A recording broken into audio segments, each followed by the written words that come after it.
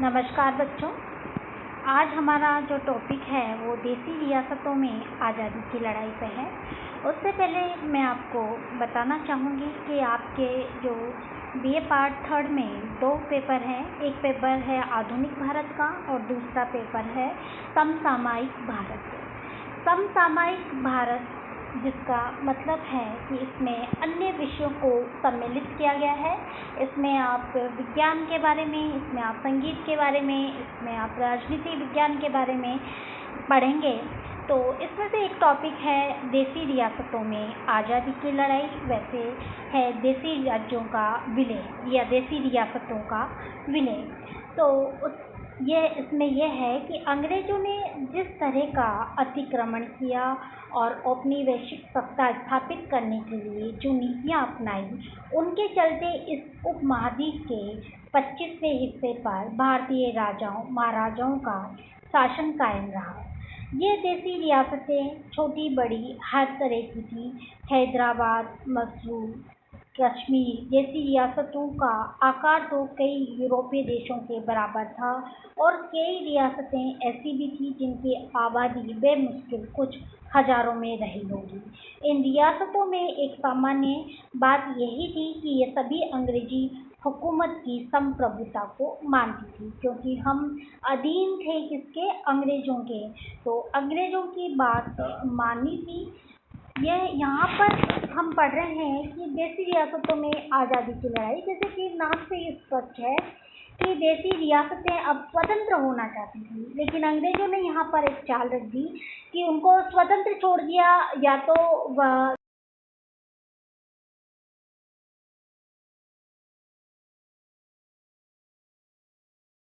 हमारे उस समय के जो गृह मंत्री थे सरदार वल्लभ भाई पटेल, उन्होंने अपनी सूझबूझ के आधार पर इन रियासतों को अपने अधीन लिया, यानी भारत में मिलाया। कुछ रियासतें इसमें से रह गई थी, जैसे कि एक मुद्दा अभी भी कश्मीर का हमारे सामने है, जो एक नासूर बना हुआ है। अधिकांश जनता पहले हिंदू होते हुए भी वह हमारे अधीन या हमारे भारत में नहीं मिल पाई। इसके बहुत सारे कारण हैं, इसको हम अगले उसमें पढ़ेंगे। यहाँ पर हम पहले देसी रियासतों में आज़ादी किस प्रकार से हुई, किस प्रकार से उन्होंने अपने आप को स्वतंत्र घोषित किया, वह क्यों स्वतंत्र होना चाहती थी, वह क्यों मिलना चाहती थी, इसमें कुछ बहुत सारी बातें हैं, इसको हम यहाँ पर पढ़ते हैं। तो यहाँ पर देखते हैं हम कि अंग्रेजी हुकूमत ने इन रियासतों के राजाओं को किसी भी अंदरूनी या बाहरी खतरे में उनका साथ देने की तथा उनकी सुरक्षा की गारंटी दी थी। अधिकतर रियासतों में निरंकुश स्वेच्छाचारी शासन का बोलबाला था। सारी सत्ता राजाओं या उनके एजेंटों के हाथ में केंद्रित थी। ब्रिटिश इंडिया की तुलना में इन रियासतों में भूमि कर लगान की दर काफ़ी ऊंची थी। कानून, समस्त शासन और नागरिक अधिकारों की बात तो दूर, ये राजा महाराजा अपने विलासिता के लिए राजकोष का मनमाना इस्तेमाल कर सकते थे और अनेक रियासतों में वैभव विलास पर पानी की तरह पैसा बहाया जाता था। कुछ विवेकशील शासक और उनके मंत्री समय समय पर प्रशासनिक सुधार लागू करते थे। कर प्रणाली उदार बनाई जाती थी। प्रशासन में जनता की हिस्सेदारी का भी ख्याल रखा जाता था, लेकिन अधिक संख्य रियासतें सामाजिक था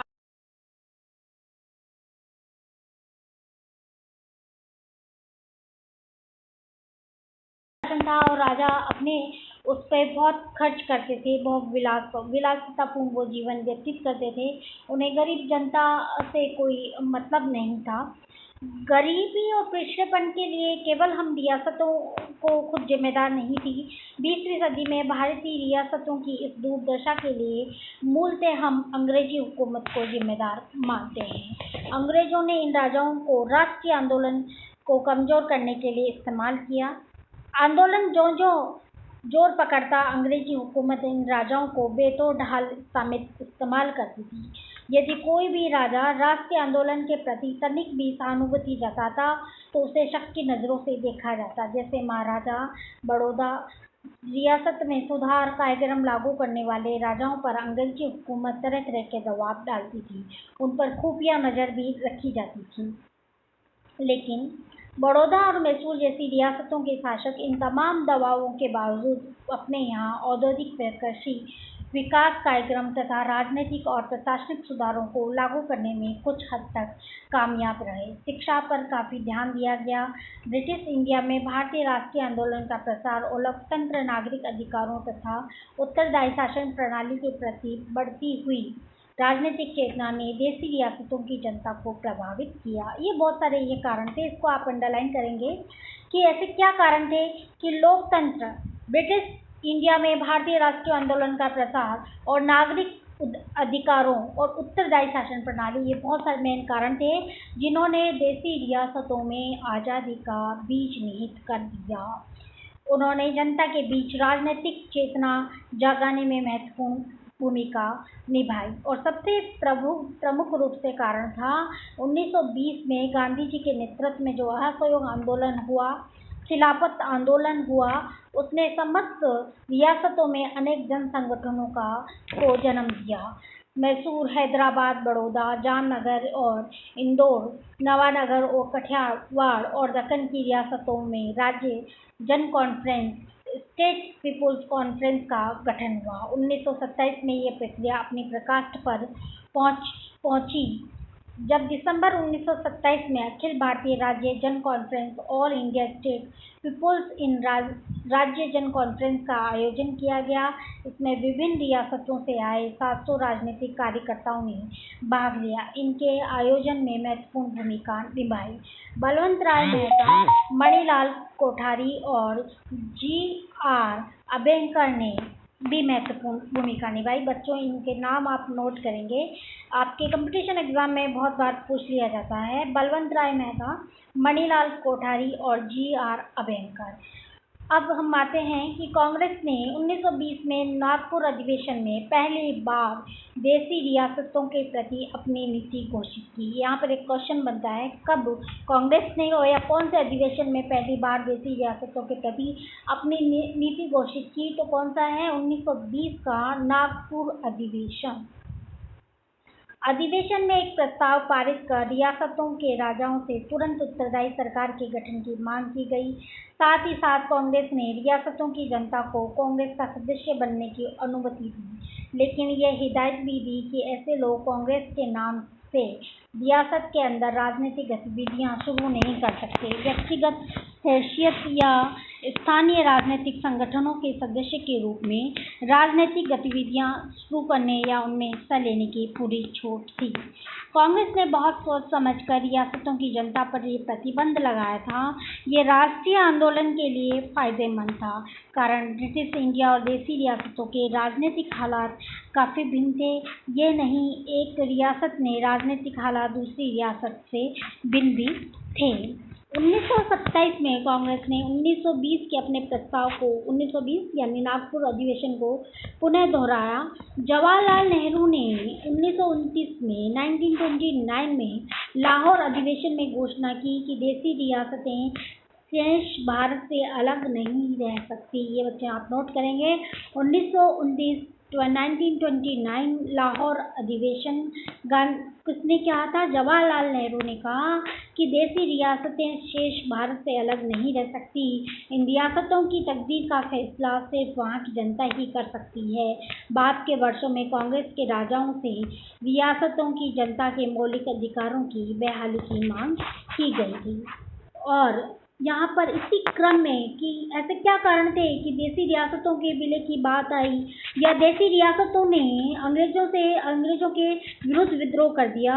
तो यहाँ पर हम बात करते हैं तो हमने आपको पहले भी बताया, जैसे नागपुर अधिवेशन है 1927 का है और 1929 का है। उसके बाद 1935 का जो अधिनियम है उसमें भी देशी रियासतों को शेष भारत ब्रिटिश इंडिया से जोड़ने की योजना थी।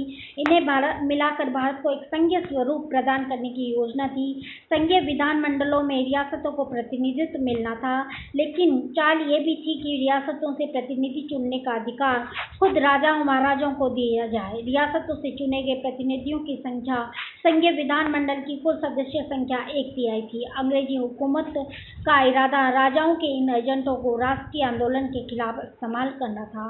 कांग्रेस, राजन कॉन्फ्रेंस तथा अन्य जन संगठनों ने अंग्रेजी हुकूमत की चाल को भांप लिया, इसलिए उन्होंने मांग की कि रियासतों का प्रतिनिधित्व करने के लिए जनता खुद अपने प्रतिनिधि चुने। राजाओं के एजेंट जनता के प्रतिनिधि नहीं हो सकते।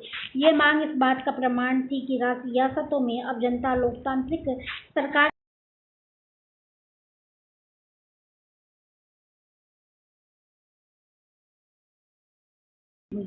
तो हम यहाँ देखते हैं कि बहुत सारे संगठन, बहुत सारे अधिवेशन हुए और इसी बीच प्रजामंडल आंदोलन का गठन भी हुआ। जयपुर, कश्मीर, पटियाला, हैदराबाद, मैसूर, उड़ीसा रियासतों में बड़े पैमाने पर संघर्ष शुरू हुआ। इन संघर्ष को नेतृत्व करने वालों ने कईयों ने बाद में भारतीय राजनीति में महत्वपूर्ण भूमिका भी निभाई, जैसे शेख अब्दुल्ला, UN डेविल, जमनालाल बजाज, जय नारायण व्यास इत्यादि। इन नए घटनाक्रमों में से कांग्रेस की नीतियां भी स्पष्ट बदलाव आया।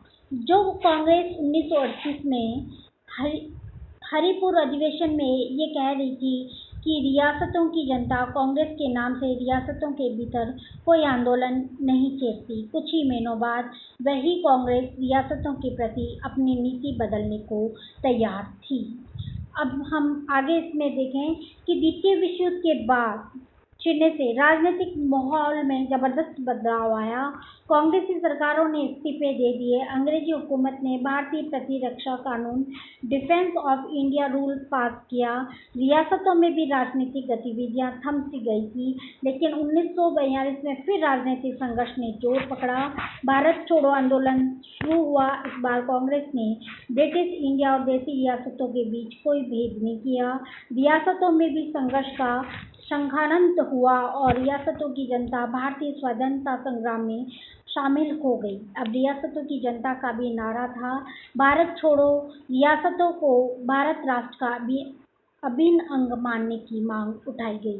द्वितीय विश्व युद्ध की समाप्ति के बाद जब सत्ता हस्तांतरण पर बातचीत होने लगी तो रियासतों की समस्या उठ खड़ी हुई। अंग्रेजी हुकूमत ने इन रियासतों की संविधानता का दर्जा देकर बड़ी पेचीदा समस्याएं खड़ी कर दी, पर राष्ट्रीय नेतृत्व ने विशेषकर सरदार वल्लभ भाई पटेल, जो उस समय हमारे गृह मंत्री थे, उन्होंने बड़ी समझदारी और सूझबूझ से समस्या को सुलझाया।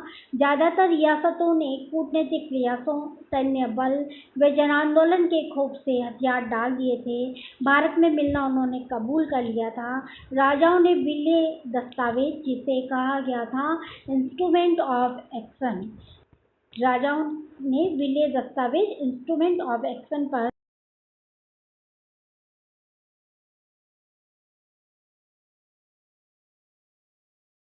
ये अंतिम दिन तक कोशिश करती रही कि उनकी स्वाधीनता व संप्रभुता बरकरार रहे, लेकिन आखिर में सिर्फ हैदराबाद ने स्वतंत्र रहने का गंभीर प्रयत्न किया। उसके बाद हैदराबाद को जूनागढ़ को मिला लिया, लेकिन कश्मीर की जो समस्या है वो जो की त्यों ही बनी रही। इस समस्या पर आज तक कोई हल नहीं हो पाया।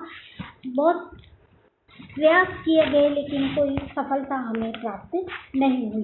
तो बच्चों, यहाँ पर हम देखते हैं कि किस प्रकार से जो रियासतें थी, रियासतें छोटे छोटे टुकड़े थे 562 के करीब, उन सबको कैसे भारतीय संघ में मिलाया जाए, किस प्रकार से मिलाया जाए, ये बहुत विकट समस्या थी। इस समस्याओं का हल सरदार वल्लभ भाई पटेल ने ढूंढ लिया था और उन्होंने विलय के तहत रियासतों को अपने अधीन कर लिया था। इसमें कुछ रियासतों की कहानी हमारे सामने है, जैसे कि हैदराबाद की कहानी या हैदराबाद की रियासत। हैदराबाद रियासत भारत में सबसे बड़ी रियासत थी, क्षेत्रफल और आबादी दोनों ही दृष्टियों से। इसमें 3 भाषाई क्षेत्र थे। मराठी भाषी क्षेत्र थे वो 28 प्रसिद्धि थे, कन्नड़ भाषी थे वो 22 प्रसिद्धि थे और तेलुगु भाषी 50 प्रसिद्धि थे। और 1911 में उस्मान अली खां इस रियासत के निज़ाम बने रहे। 1948 तक सत्ता पर काबिज रहे। अपनी स्वेच्छाचारी और निरंकुश शासन के लिए वह कुख्यात रहे। निज़ाम की खुद की रियासत समूचे राज्य के क्षेत्रफल का 10% थी। जो राजस्व आता था वह सिर्फ निजाम के शाही खर्च के लिए था। इसके अलावा रियासत का 30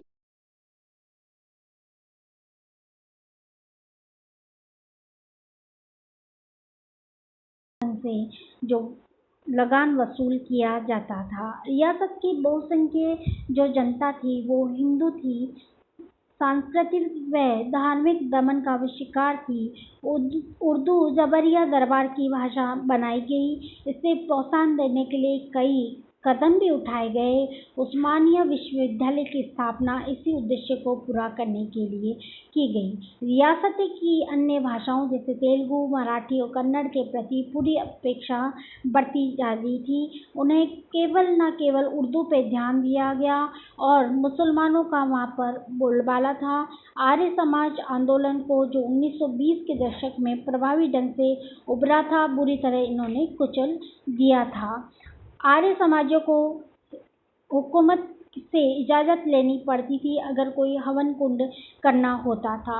इस प्रकार से हिंदू जनता यहाँ पर बहुत परेशान थी। हिंदू जनता की इच्छा थी कि वह भारत में मिले, लेकिन संघर्ष इसके लिए करना पड़ा। 1920 और 22 के चलते राजनीतिक गतिविधियां जब शुरू हुई, जैसे कि असहयोग आंदोलन हुआ और 1920 और 30 व 32 के सविनय अवज्ञा आंदोलन ने रियासत की जनता के बीच राजनीतिक चेतना जगाने का काम आगे बढ़ा। रियासत के कई लोगों ने ब्रिटिश इंडिया में आकर इस आंदोलन में भाग लिया। इस प्रकार से यहाँ की जनता ने सत्याग्रह आंदोलन छेड़ दिया और गांधी जी के आंदोलन में उन्होंने व्यक्तिगत रुचि ली। तो यहाँ पर हम देखते हैं किस प्रकार से देसी रियासतों ने संघर्ष करके अपने आप को भारत में विलय के लिए प्रयास किए। अगले जो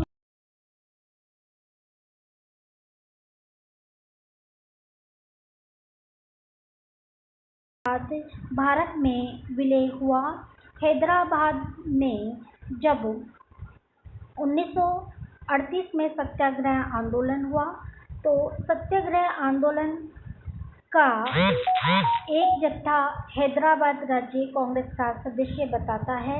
इस जत्थे में हर क्षेत्र को प्रतिनिधित्व दिया गया। गांधी जी सत्याग्रह में व्यक्तिगत रुचि ले रहे थे, बराबर खबर रखते थे क्या हो रहा है। उन्होंने रियासतों के prime minister sir Akbar Haidar को कई बार चिट्ठी लिखकर कहा कि सत्याग्रहों के साथ अच्छा बर्ताव किया जाए और हुकूमत अपने रवैये में तब्दील लाए। गांधी जी के कहने पर ही 2 माह बाद दिसंबर 1938 में सत्याग्रह वापस लिया गया। तो इस प्रकार हम देखते हैं कि किस प्रकार हैदराबाद में राजनीतिक चेतना जागृत हुई और वह किस प्रकार भारत में विलय हुआ। तो आपने देखा कि देसी रियासतों में किस प्रकार आज़ादी के बीज निहित हुए। बच्चों, इसमें से जो मैंने आपको बोला है कि बहुत सारे कुछ इम्पोर्टेंट इसमें लाइंस आई है कि किस किस के कारण राजनीतिक चेतना उत्पन्न हुई। एक पॉइंट तो ये था, कौन से अधिवेशन में कांग्रेस ने सबसे पहले देसी रियासतों की मांग उठाई थी। 1920 का नागपुर अधिवेशन है।